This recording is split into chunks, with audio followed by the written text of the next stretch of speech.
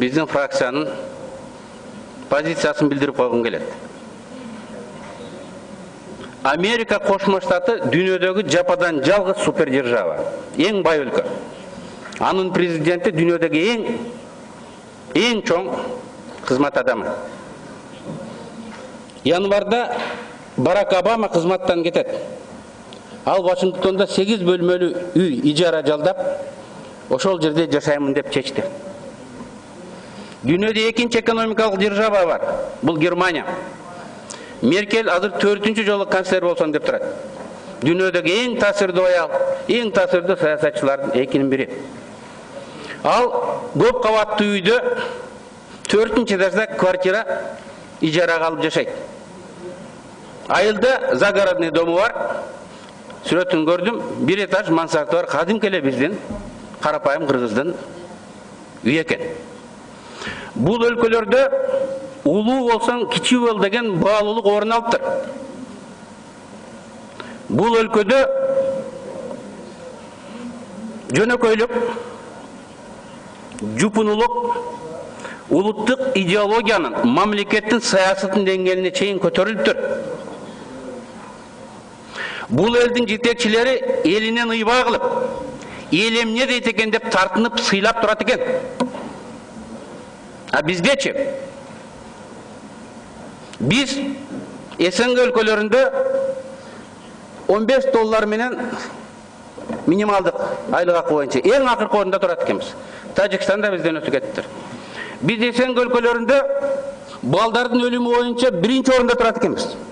Биз СНГ өлкөлөрүндө бир адамга карыздын көлөмү боюнча 1-чи өлкөдө турат экенбиз. Муну кыргыздар мышыгы ыйлап турат деп коет. А биздин бийликтегилер, аткаминерлер кандай жүрүм-турум кылат? Алмаз Атамбаев баш аягы 10 гектар жерге, ортосуна аларча суусу шаркырап агып бөлүп турган территорияга хан сарай куруп атат. Эмне Обама кура албайт беле? Эмне Меркель кура албайт беле? Элибиз мөңкүрөп карызга батып турганда эмне кылып аласың деп. Ээсин таныбай эсирген, элдин пикири менен эсептешпеген бийлик бизде пайда болуп турду. Мындай монументалдык курулушту императорлор, династиялык императорлор курган. Менин бийлигимдин туруктуулугун, түбөлүктүүлүгүн билдириш үчүн, элдерди баш ийдириш үчүн. Мына бизде кандай идеология калыптанып жатат? Бул эл менен эсептешпеген. Өзүм билем. Байлыкка чиренип, мансапка манчыркаган идеология. Өзүм билем деп, элди сыйлабай, конституция менен законду четке сүрүп койгондугу бүгүн айдан ачык байкалып калды. Президент Атамбаевдин оюна макул болбогон адамдарды ал эл алдында эл душманы, эл бузукчусу деп жарыялап, укук коргоо органдарына алардын бир нерсесин таап, бар болсо, жок болсо да кама деп ачык өзү уюштуруп, өзү буйрук бере баштады. Граждандык активисттерге, журналисттерге өз оюм менен макул болбосо түздөн-түз акарат көргүзө баштады. Кыргыздын бир баалуулугу бар, сөзгө жыгыл деген. Жаш бала айтса дагы аксакал болосунбу, падыша болосунбу, биз сөзгө жыгылышыбыз керек. Ушул жерде жаш депутат Жанар Акаев абдан туура сөз айтты. Башка ой айткан адамды куугунтуктабайлык, эл душманы деп жарыялабайлык. КТР башка маалымат каражаттары бир тараптуу жамандап атат. Аларга дагы өзү коргогонго сөз берип койлук деди. Эмнеси жаман? Абсолюттуу туура. Ар бир сөзүнүн, ар бир сабын алдына мен кол коем. Жок, бул президент Атамбаевка жакпады. Бабашка, мен сени сатып алгам. Акчаңды төлөп алып келгем. Билбесең билип алып жөн отур деди. Мынакей биздин идеологиябыз. Эми КТР жана башка массалык маалымат каражаттар болуп көрбөгөндө кара дискредитацияны таратып атат. Иса Шишанкулович, Бакиевдин убагында да көз болгонбуз. Мен ал убакытта мындай болгон эмес. Мисалы, bir чет элде bir сайтта открытая платформа деп коет экен, көрүнгөн адамдар жаза берген.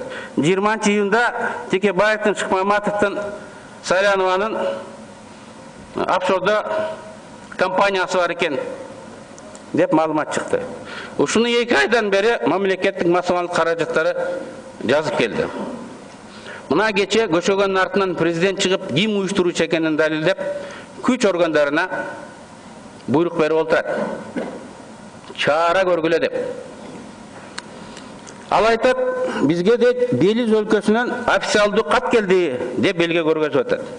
Мына Белиз өлкөсүнүн өкүлү Бишкекке келген документти билбейм деп кече айтты. Ал жогорку соттун алдындагы регистратор. Мен нотариустун колун гана көөлөндүрдүм. Документтин тексти менен ишим жок. Чынбы, жалганбы билбейм. Ал каяктан ал копияны алганын билбейм деп жарыялап атат. Ошол көөлөндүргөн нотариус журналисттерден дагы, юристтерден дагы качып жүрөт. Мынакы президент жана тойго чакыргандай кооздолгон тиги ленталары бар кагаз экен. Ошону менен мынакы матрешка 2 гейт болуп, айыр ачылып, жалганчылыгы чыкты. Эми Мегаком жөнүндө бир ооз айтып койбосом болбойт. Вечерний Бишкек газети. Фарид рейдерлик менен тартып алды деп мурун айтып жүрөт элек, мына кулага көрүнүп, бүт эле ошолорду колдоп жазып калды. Мындай дейт. Бирчөө жөнүндө сөз кетип атат. Как бы то ни было, после договоренности ключевыми чиновниками с кыргызской стороны прекращение деятельности Мегаком со стороны Эвентус, в Кыргызстане начались приготовления к продаже национализированного пакета акций 49% компании Альфа Телеком через аукцион. Идея коррумпированных заговорщиков состояла в том, что если такой аукцион состоялся, он легализовал бы оставшиеся 51% акций в руках бакиевского офшора. Деп айтып отурат. Ошол 49 эле сатылып кетсе, 51 автоматтык бакиевтики болуп калат эле дейт. Ушул сөздү КТРден Азаттыктын диктори дагы айтып атат. Ошол жаман адамдар 49%-ын сатып жиберелик деп бакиевтерге 51%-ын бергенге аракет кылды деп. Документтерди карайлык. 2011-жылы 15 апрелде премьер-министр Атамбаев токтом кабыл алып, улутташтырылган объектилер сатылсын деп жогорку кеңешке сунуш киргизип атат. Мына ошол жерде Альфа Телекомдун 49% акциясы сатылсын деп ол жерде турат. Менин колумда ошол күнкү болгон жыйналыштын стенограммасы турат. Бул жыйналыш мен 25 жылдан бери депутатмын. 25 жылда болбогон жол менен болду. Каникул убагында 8 июлда күтүүсүздөн чакырып, согуш болуп кеткенде ошол жерден ушул маселени чечебиз деди. Мына мен айтып атам, эмне болду? Мынча болбойт эле, согуш болуп кетти, эмне болуп кетти деп. Жок, сатышыбыз керек деп Атамбаевдин сунушу ушул жерге келген. Эми ушул документтерди карасак, высокопоставленный, коррумпированный заговорщик ким болуп чыгып атат? Атамбаев болуп чыгып атпайбы? Ушул жерде Атамбаев эмес, Кеникеев деген жигит доклад жасаган ушул боюнча. Ал азыр Атамбаевдин амири менен таласта губернатор. Мына вечерний Бишкек ушул эле статьясында КТР да бир айдан бери айтып жатат. БНК деген заправкалардын тармагы болгон. Арзан сатылып кетип, Кыргызстан $29 000 зыян тартып калды. Ошону Текебаев жасады деп Нышановго байлап экөөбүз айтып отурат. Петроль Групп деген заправкалар сатылсын деп Атамбаев 11-жылы 15 апрелде киргизип отурат. Ал кийинки премьер-министр Бабановдун убагында сатылсын деп аукционго чыгып атат. Аукционду өткөргөн ошол эле Кеникеев.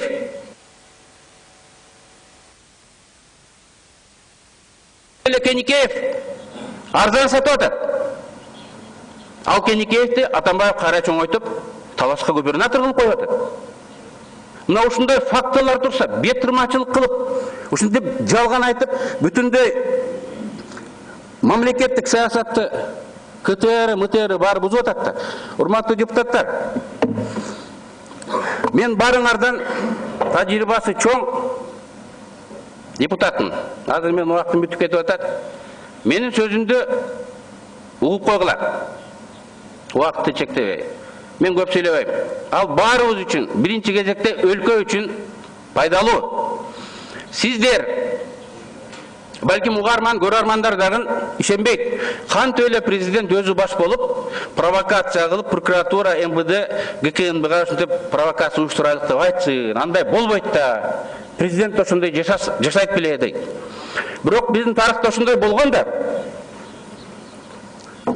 Президент Бакиевтен Вактыңыз бүттү. Кичине башка басып, наркотиктерди салып, байкеси менен кеңешип, МВДны, милицияны, аэропорттун жетекчилигин задействовать, Интерполдун жергиликтүү бюролорун задействовать жасаганда, ошол ачылып, акыры Жаныш Бакиев соттолду да. Ошондо ачылып, депутаттардын ал кезде позициясы бар эле. Жаныш Бакиев менен Табалдиев отставкага кетишкен.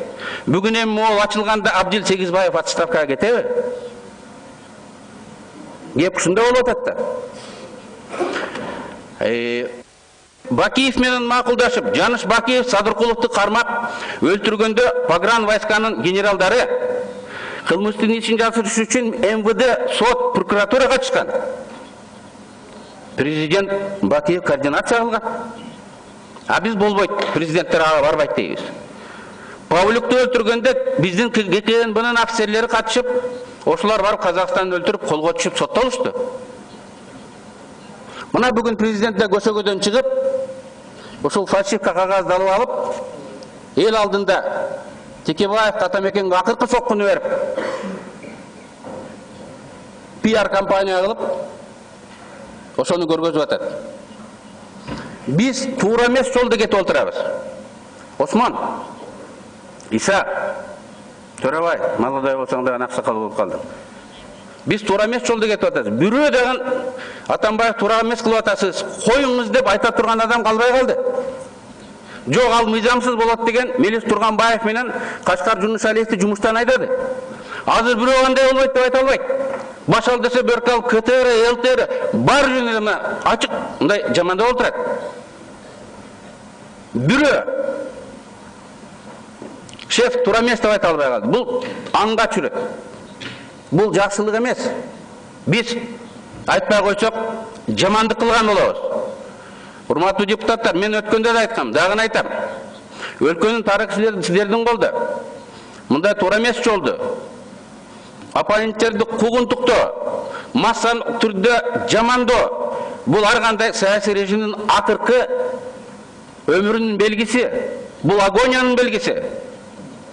Мына биз азыр эл аралык юристтерди договор түздүк. Алар ошол офшор компанияга барып, мунун баарын фальшивка экенин далилдеп беребиз дейт. Далилдеп келсе эмне болот? Президент отставкага кетеби? Ошону ойлонуштубу? И сертификаттын копиясындагы биздин МИДке жеке КНБга эмес, нотариус белгисиз бир жоопкерчилиги чектелген фирмага жазып жөнөтүп атат.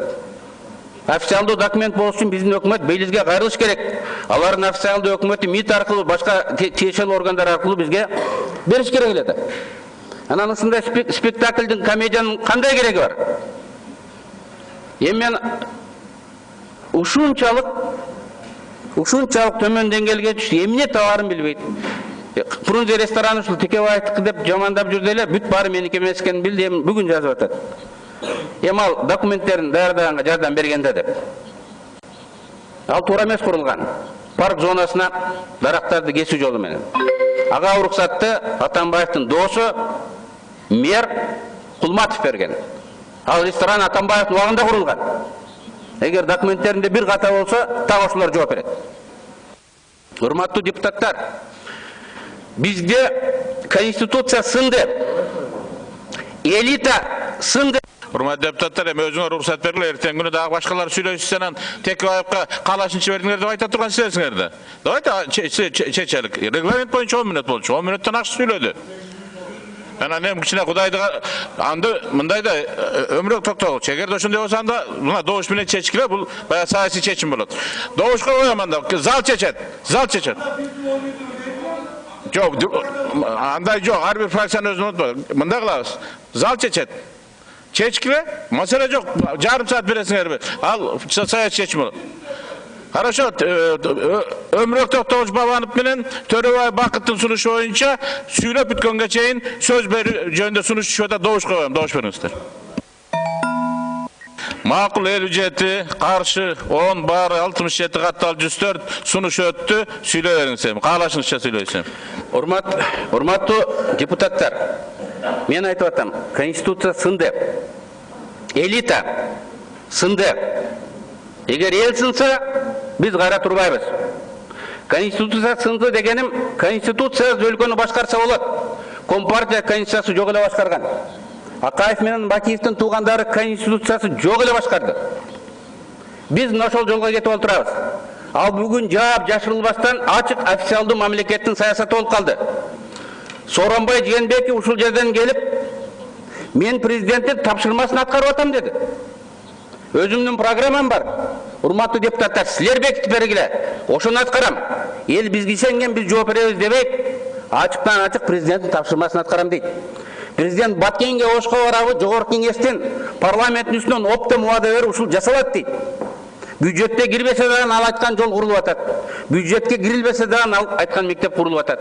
Биз задним числом бул жерден мыйзамдаштырып берип отурабыз.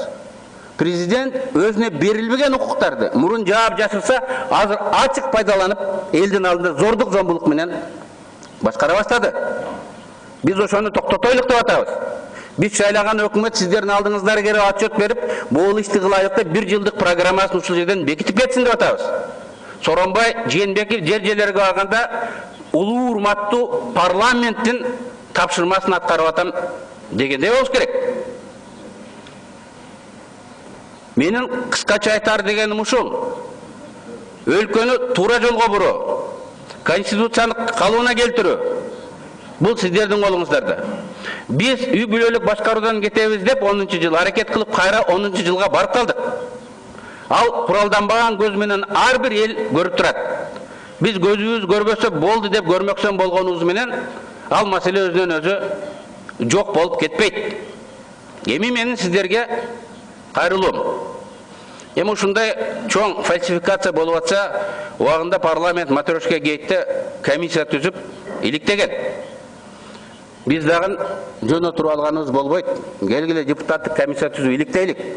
Интерполго кайрылып чын эле жана атасы алган адамдар офшорго компания ачыптырбы, ошол жакка барып текшерип келсин. Биз макулдугубузду берип, ишеним катын берелик. Ким күнөөлүү болсо жазалансын. Анан жөнөкөй задача, логикага. Мен 5-чи президентти көрдүм. 29-чу өкмөттү көрүп турам, ушул залда иштеп атам. Үчөө менен элдешкис душман оппозицияда жүрүп, мыг алсам дагы, квитанциясын алып коюп коем. Эч ким мага тийише албайт. Ошон үчүн коркпойм. Сактык менин ар бир клеткама чейин кирип, инстинкт болуп калган. ГГ досечка болот, билесиңер. Анан эми кантип эле мен Бакиев менен душман аны менен сүйлөшөйүн. Мейли ниетин бузулуп сүйлөштүн дейли. Конституциянын атасы заслуженный юрист. Кантип эле анан өзүм барып колумду коюп паспортумду берип офшорго өзүм атман. Фирма чайын. Мейли мен тентегирээк болоюн. Юстиция министри менен ген прокурор мен артыман ээрчип барып тиге барып ошол жерден тиге өзүлөрүнүн фамилиялары менен офшор ачабы. Эгер офшор ача турган болсом мен Ömrök Toktogучка бармакмын, кантип ачса болот деп. Мына күлүп атасың, эл да күлүп атат. Урматтуу депутаттар, мен болгону өлкөнүн келечеги үчүн кооптонуу бар экендигин, ал реалдуу, негиздүү экендигин сиздерге айтып, тарыхый жоопкерчиликти колуңарга алгыла деп дагы бир жолу суранганы гана бул жерге чыктым. Көңүл бурганыңыздарга чоң рахмат.